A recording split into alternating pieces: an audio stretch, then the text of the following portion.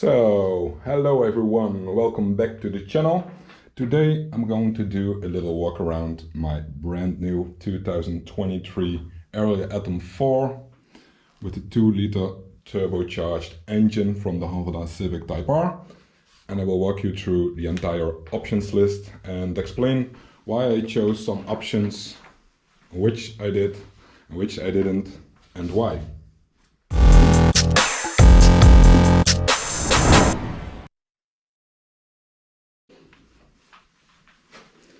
So it's a brand new car. The main spec is that it has the titanium colored chassis, it has the Ohlins, sequential gearbox. That's the biggest body trick for this car, of course. Standard seats.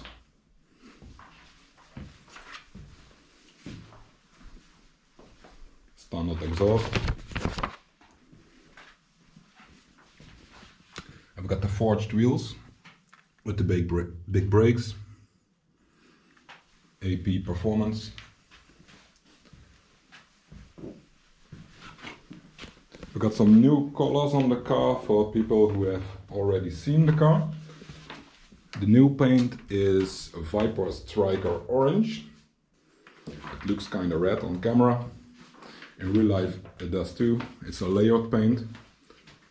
It's gold underneath and then candy red on top. And with the sunshine or lightning on it, it will go all bronze. Really cool. The wheels have been made in Porsche Wise Gold. I've got some new decals to match them.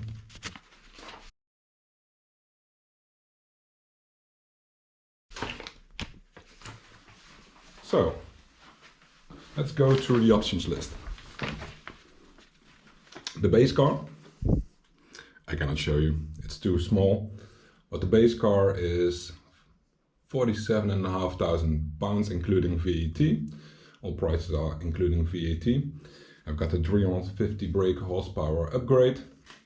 You get the sports catalytic converter and the decat pipe. Obviously, I've got the decat pipe normally mounted. I'm going to try and show it.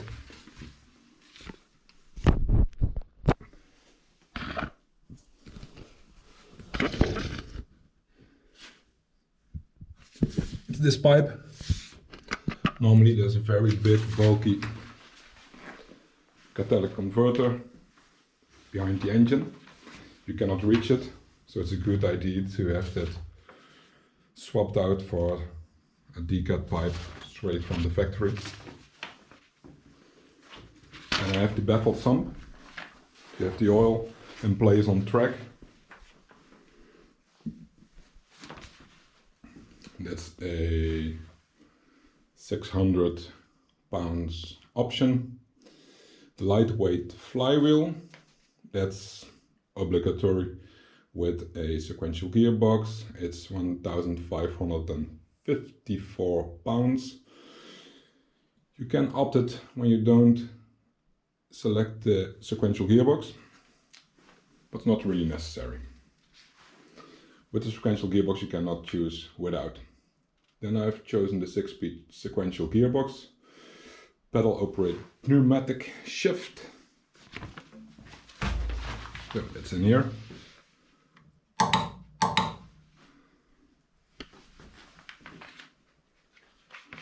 Those are the pedals. Nice and magnetic. And this is the box. They give you very fast shifts with big bangs and some flames on top. Here there's the air, a reservoir. Very difficult to show on camera, but it's right there.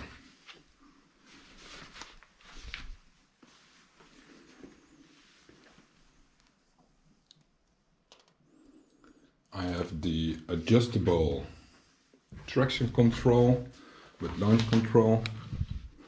Maybe I can show it. Ignition on. Here's the display. Here's the launch control button.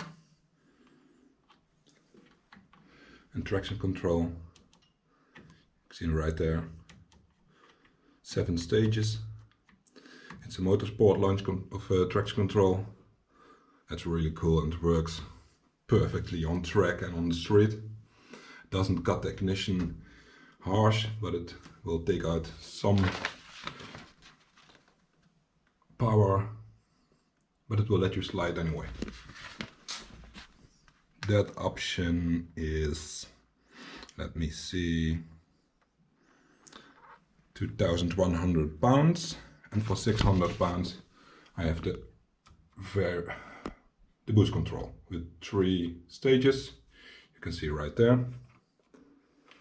1, 2, 3. I always have it on 3, to be honest. But the map on stage 3 is different from the stock map in the 350 horsepower package. So the stock map, when you don't have the boost control, is like 2, and then when you put it on 3, it's a little more aggressive. So I opted for that, obviously. Then you have the cooling packages. I have the high performance radiator and the high performance intercooler.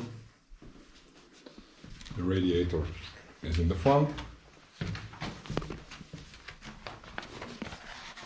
right there.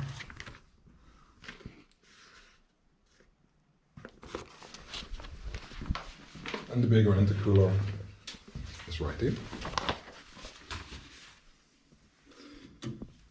This takes the air underneath the car, goes right through the intercooler core.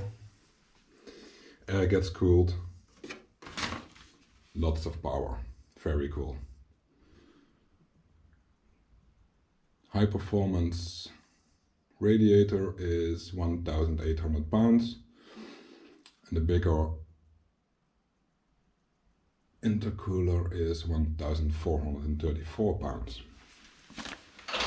Not cheap, but it does the trick. Then you have the braking packages.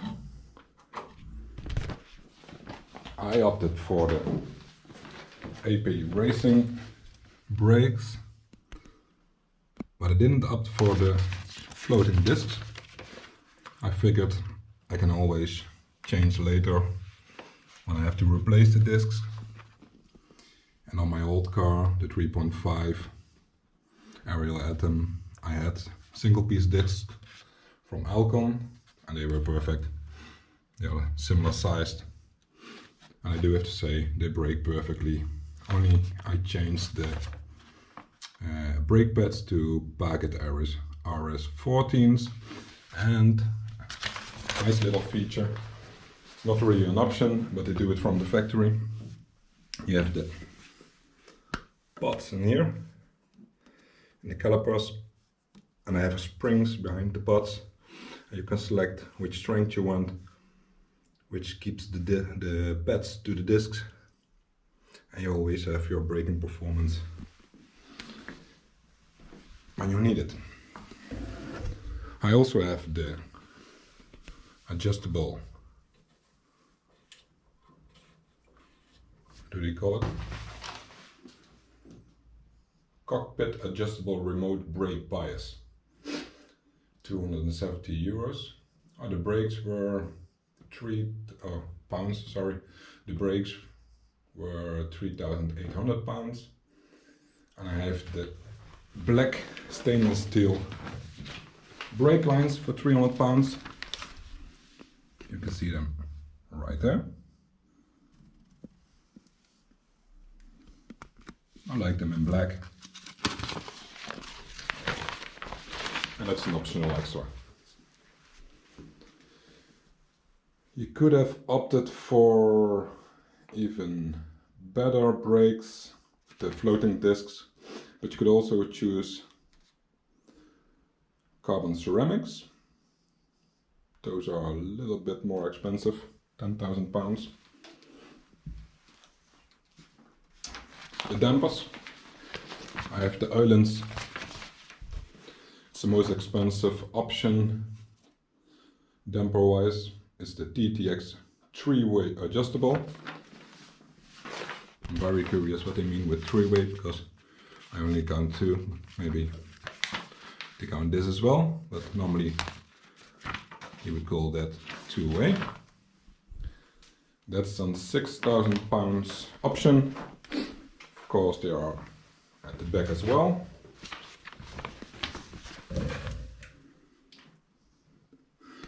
They just look really cool and perform flawlessly on track as well as on the street. When you put them all the way to soft, they are great on the street. And when you put them a little bit harder, they are nice and stiff for track.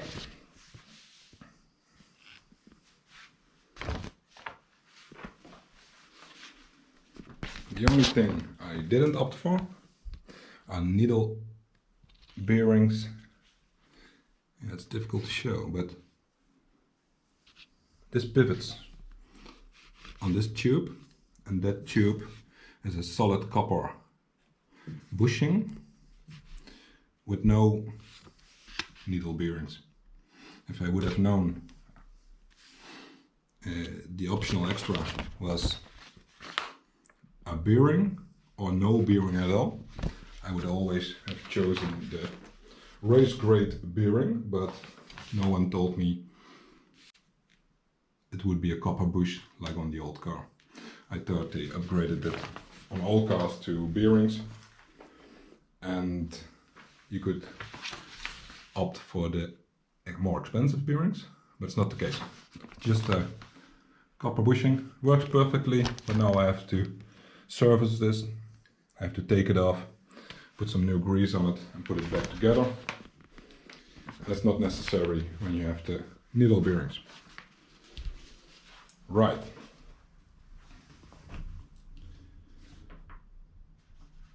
So I covered that. I have the standard bolted on steering wheel. So no extra price for this. And just bolt it on. You can choose for a quick release. The steering wheel will come a little bit more towards the driver. That's no problem, but I don't like the steering wheel to be removed, because when I don't do it, someone else can do it. So it seems really safe to have the option to take the with you, but I never do it.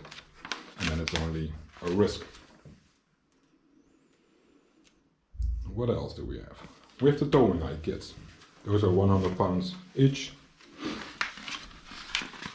One on the front.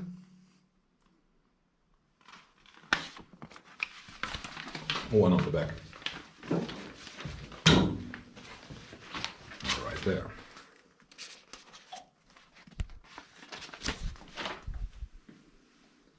I have the forged alloy wheel set with road legal track tires, Yokohama A052. These came in black from the factory, and these panels came in green from the factory. And the reason I coated them myself, or had them coated locally, is that the factory does exactly the same, and it's much cheaper for me to have it done at an address where I have lots of work. They give me a good price, and I know their work is spotless. Paint quality is really good.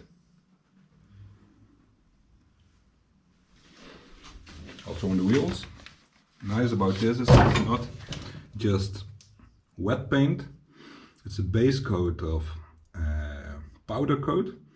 Then they wet paint it in the color, and then they gave it clear coat from powder. So it has the roughness, the toughness of a powder coat, and it's smooth, just like wet paint. I really like that. It's a good finish. Then I have the standard panel with arrow screens. They do catch some little animals. Don't know why, but that's an option. No, that's free. Or free. It's included in the price. Then I have the machined wing mirrors. I want to show you that's laser engraved with an Ariel logo. These mirrors can be found for much less online, but obviously they won't have the laser engraved or the laser engraving in it. I really like that. So I paid £240 for that.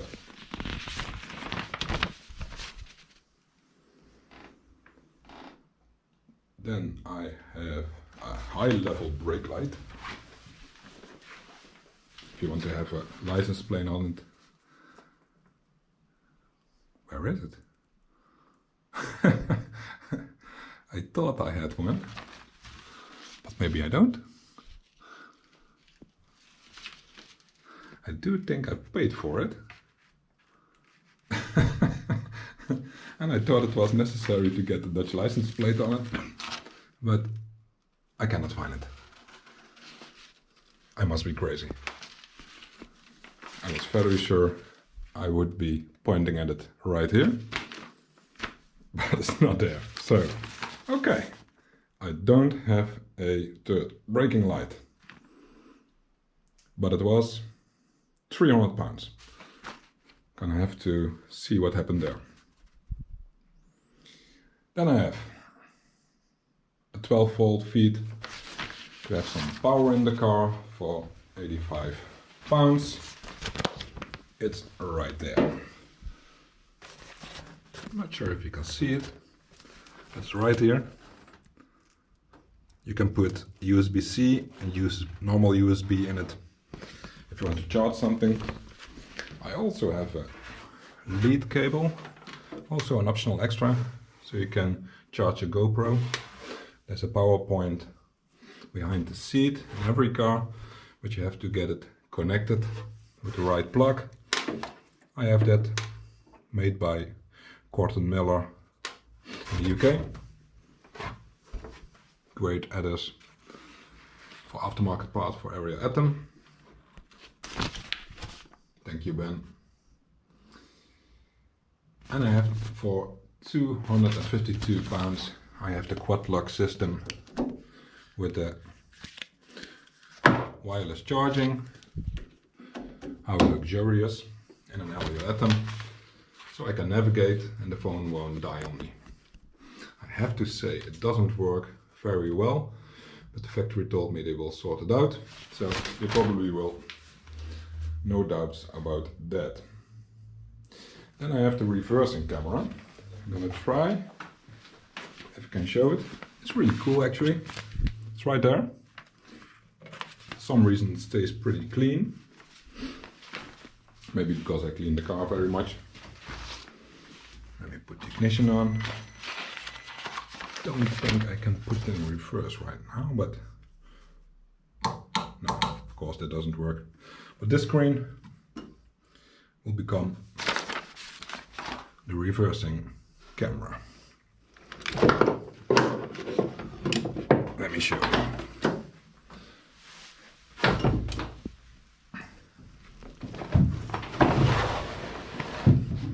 I have to use the clutch.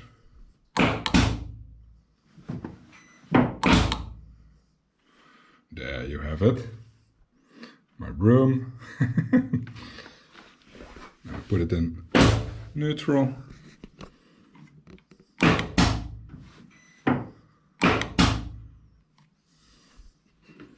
I like these sounds. It's really cool.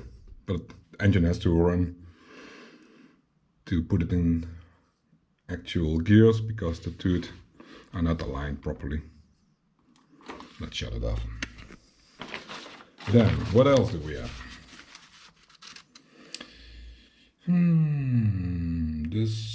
The reversing camera was 400 pounds. I have a battery optimizer tickle charger. It's right there. That's just your average C-Tech MXS 7.0.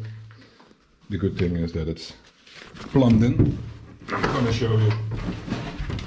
I'm showing everything. Why not? The tickle charger, how do you call it? It's right there. Here's the connection. Here you can plug in the charger. Of course you can do it yourself, but I like to have it straight from the factory. And they charge 160 pounds for that. As discussed, I have the titanium color chassis. That's 750 pounds. And I have the semi-standard 2-inch seat belts. I say semi-standard because I have the alloy adjusters. That's an optional extra, priced at 100 pounds. I have those for both seats. The reason that I have not chosen for the 3-inch upgrade seat belts, 5 points, is because I wanted to use a Hans system, and these aftermarket seat belts are better for that. Let me show you.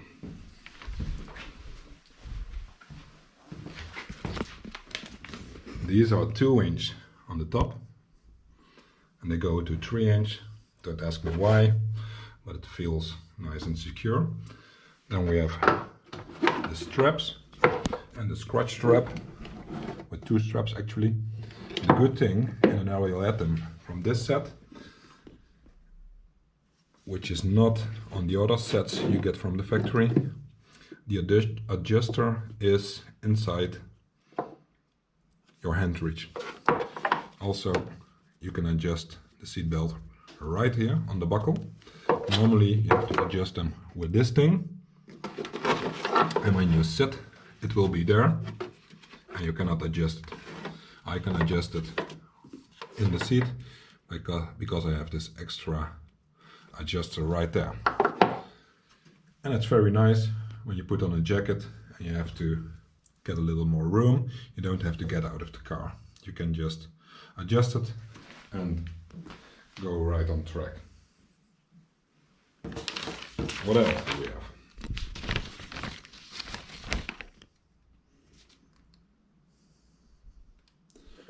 The chassis I mentioned, the seat belts I mentioned. I have the carbon fiber mudguard set. Really nice quality. I would advise every buyer to at least buy the mudguards in carbon fiber.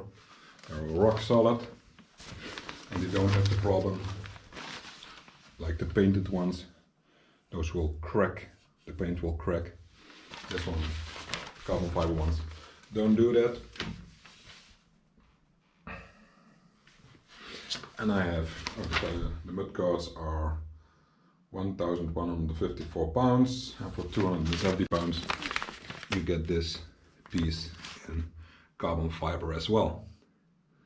That will be flat black material, like this panel, when you don't opt for carbon.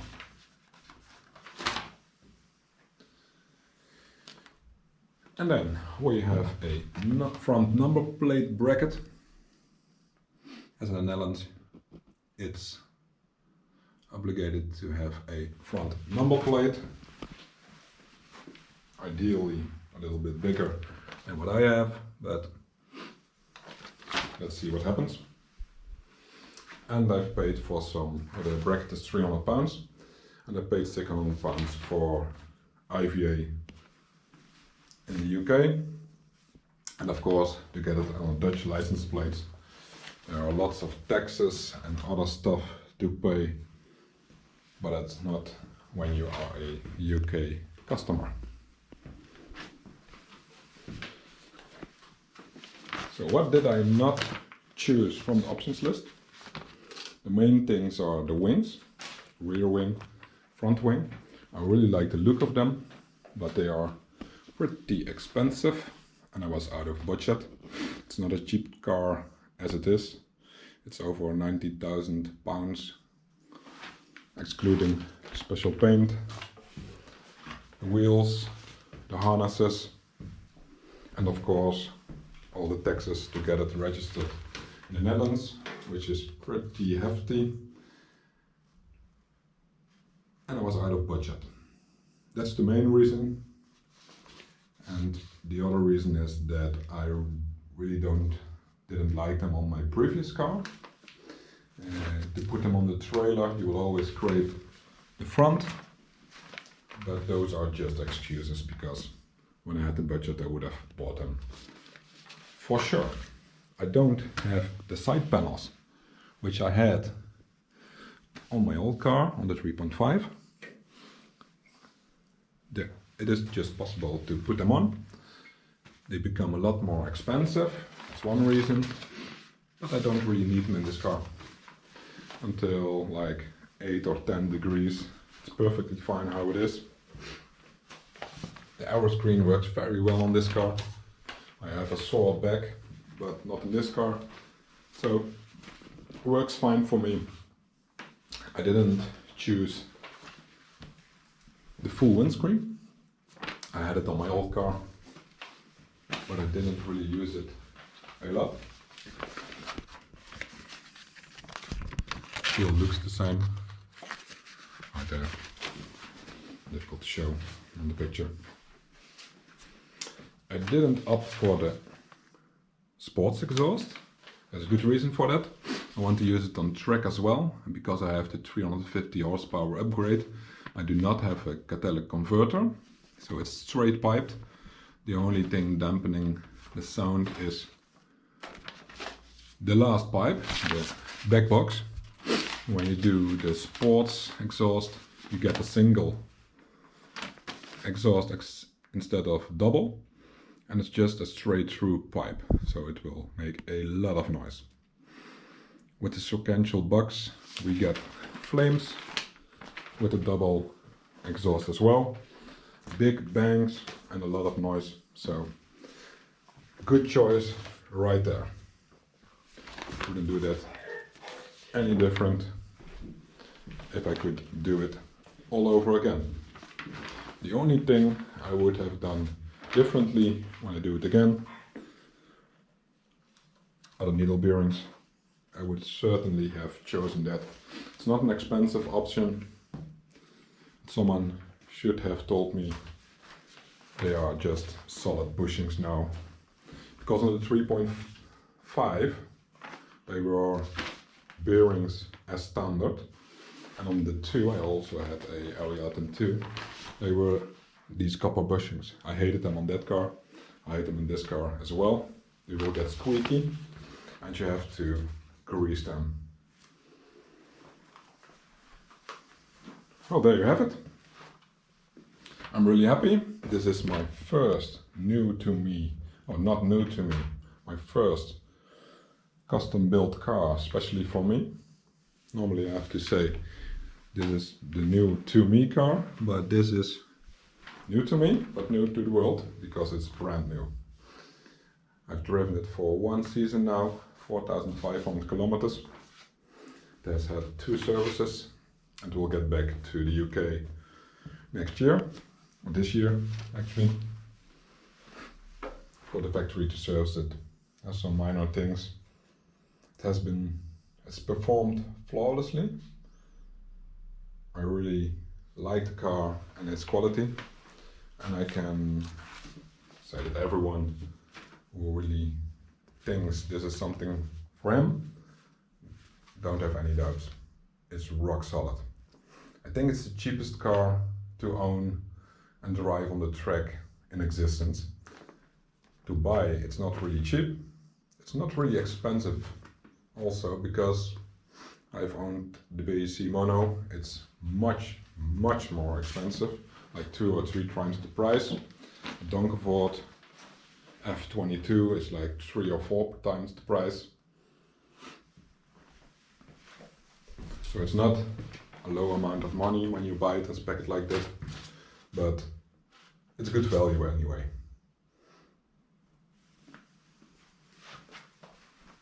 I hope you enjoyed the video, and if not, I don't really care. I made it for myself.